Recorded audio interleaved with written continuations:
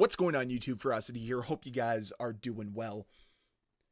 I feel as if many within the Call of Duty community are finally reaching their breaking point with this franchise, as they see Black Ops 6's multiplayer and Warzone being actively held back by bad decision making.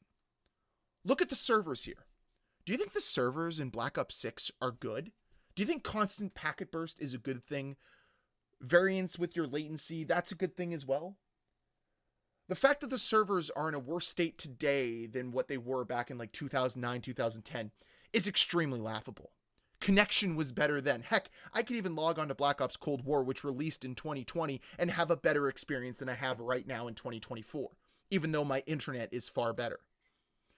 But if it's not the connection that's bothering you, maybe it's the rigged matchmaking, the unfulfilling experience that is skill-based matchmaking or engagement-optimized matchmaking. Pick your poison, whatever it might be. Both do not seem to service the player. They seem to service an algorithm.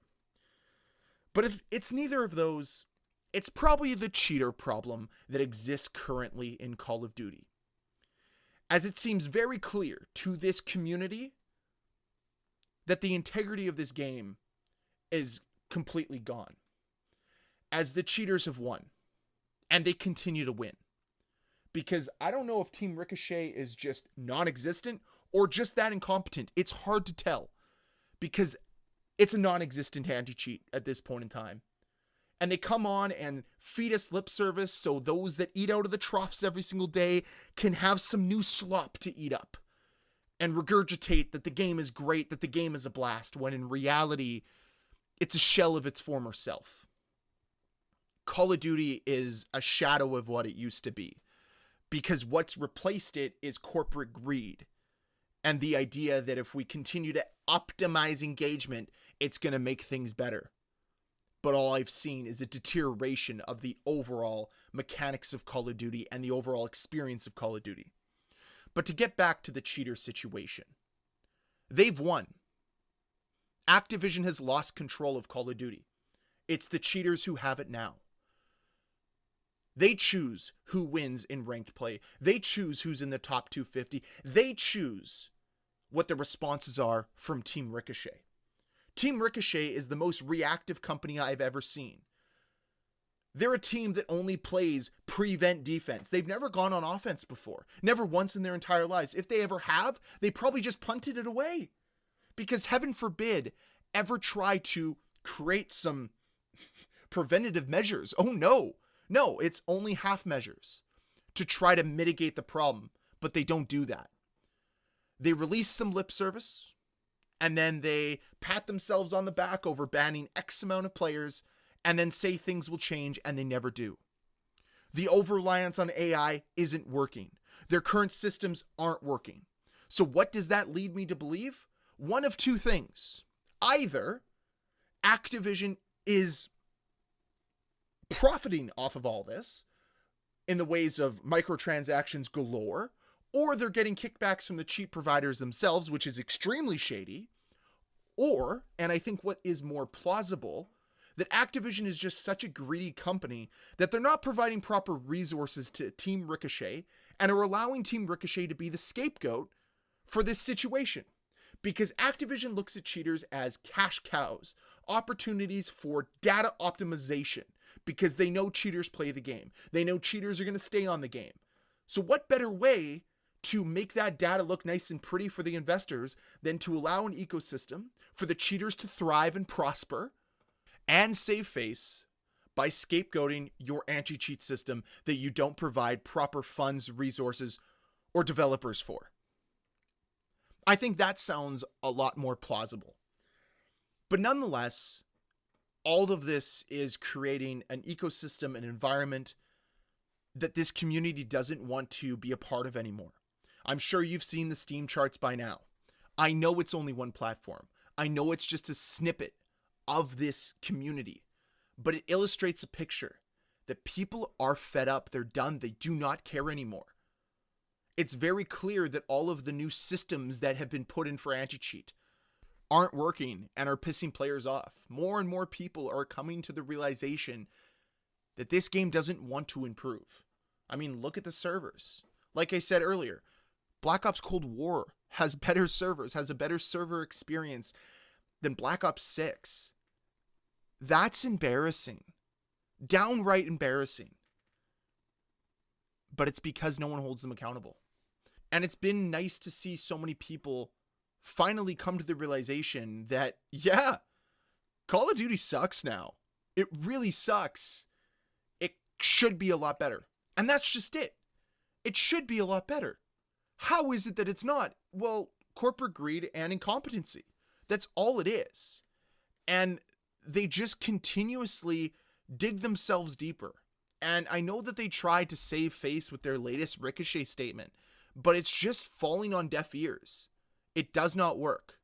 So let's go through it quickly here as I kind of got sidetracked. This is what I wanted to focus on in this video, but let's go through it. An update from Team Ricochet.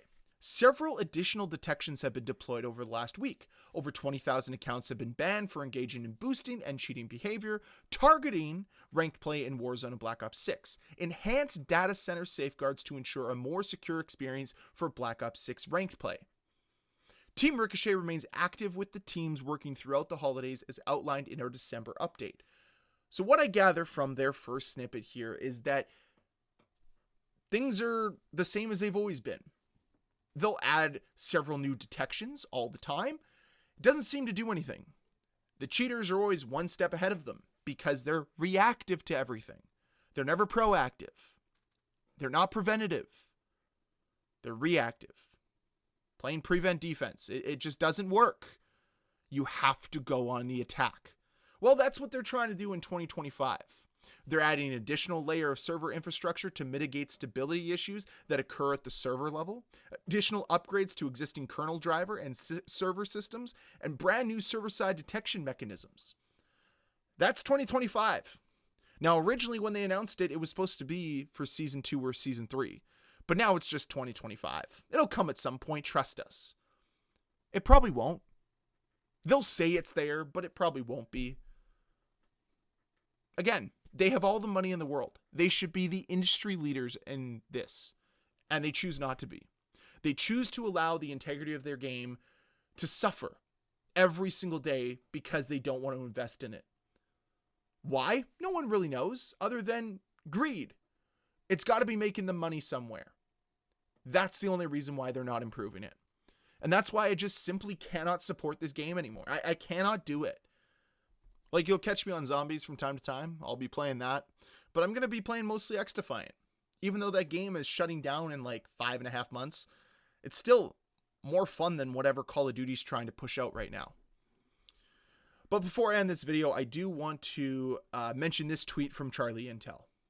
So ranked play in Call of Duty. Hackers that can shut down servers, hackers that can spam report, players with cheats in every game, unbalanced perks, and mandatory crossplay.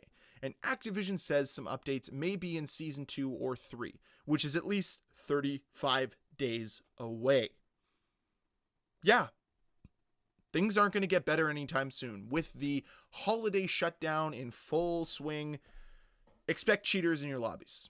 Expect the experience to suck. Expect them to do nothing about it. That's the current era of Call of Duty. That's what Activision has created. That's the lasting effect that people are going to remember Call of Duty for moving forward, is a lack of action. That's the situation we're currently in. It sucks, man. It really does. I really wish Call of Duty was different. I really wish that they cared, but they don't.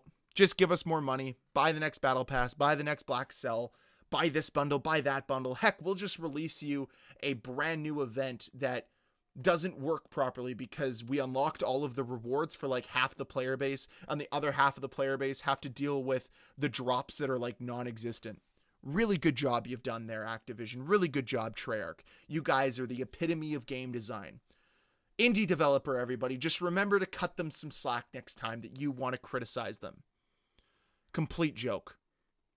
All I want for Christmas, honestly, if there was one thing that I could wish for, would be MW2, COD 4, Black Ops 2, Black Ops 1 to be released on Game Pass so I can actually go play some enjoyable Call of Duties instead of whatever this garbage is.